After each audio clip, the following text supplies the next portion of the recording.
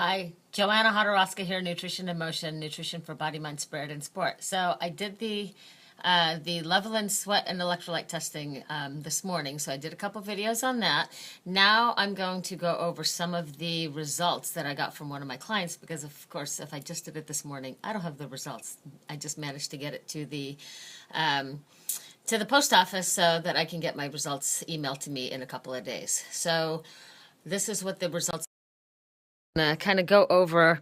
This is basically what one of my clients has in terms of based on their results. And as you can see, they sweat quite a bit on the, if you're looking here, they sweat out 2,000 milligrams of sodium just on the bike.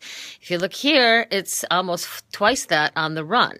And when you're looking at the options in terms of, how much sodium are you sweating out? You've got to be able to replace that, but not all of it is going to be able to be replaced during your training.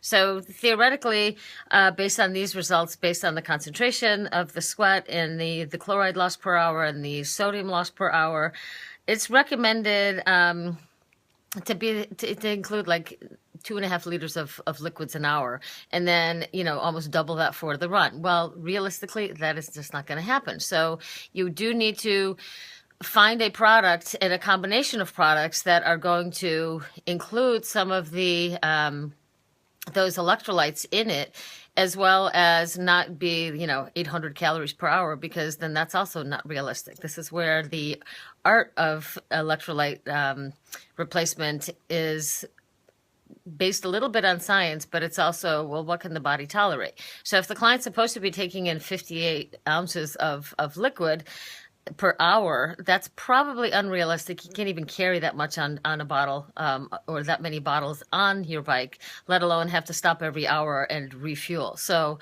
that's another part of the unrealistic part. But if you're sweating that high, then the trick is to get a higher sodium concentration into the system at the beginning. Even 36 hours before your event, you've got to do some electrolyte loading, which is what I've always suggested. But this actually gives you a better format as to how many milligrams of sodium do I really need to get to that place, into the race, to kind of load up before the body starts to sweat it all out.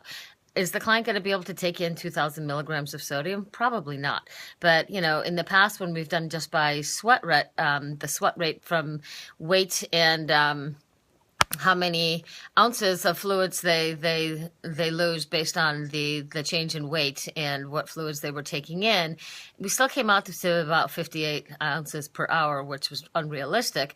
But we tried to increase the electrolytes in their solution, plus take on extra salt tablets or electrolyte capsules and find the right one for that client. Now we don't have to guess how many milligrams of sodium need to go in, but you're not going to go from what you're doing now to suddenly 2,000 milligrams an hour and then double that on the run. It's just probably unrealistic. So the beauty is I get the testing done. Or you get the testing done. I'm going to get mine soon. But I get this whole little format from Levelen to basically go over all the recommendations to so that you can maintain that fluid balance and avoid the cramping in this client's case, or the electrolyte imbalances that can cause GI distress, fatigue, or muscle cramping.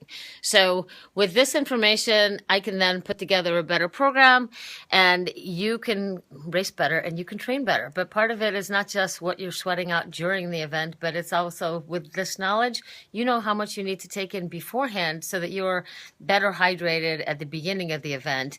And then you know how many calories, that too, but how many milligrams of sodium are recommended, so that you can move towards that level in training as well as in racing, to avoid any of those symptoms of signs of dehydration.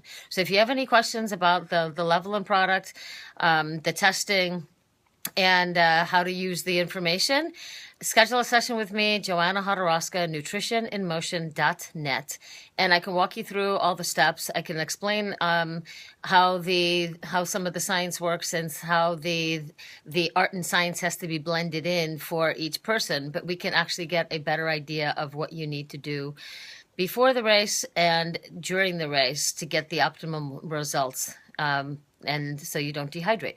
Joanna Hodorowska, Nutrition in Motion, nutrition for body, mind, spirit, and sport.